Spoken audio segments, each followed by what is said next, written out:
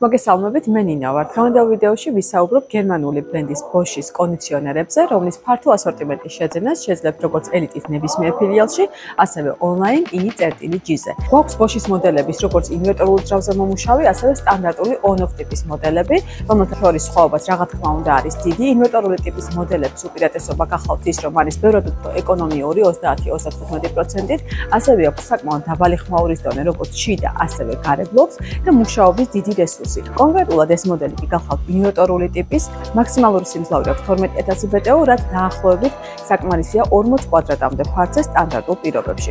რაც შეეხება ფუნქციებს, აქვს 5 სტანდარტული რეჟიმი, ეს არის გაგრილება, გათბობა, ვენტილაცია, ტენიანობის ამოშრობა და ავტომატური რეჟიმი.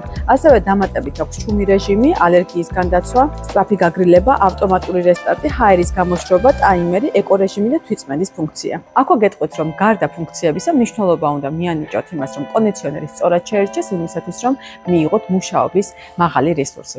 დღეისათვის სულ ეს იყო დროებით.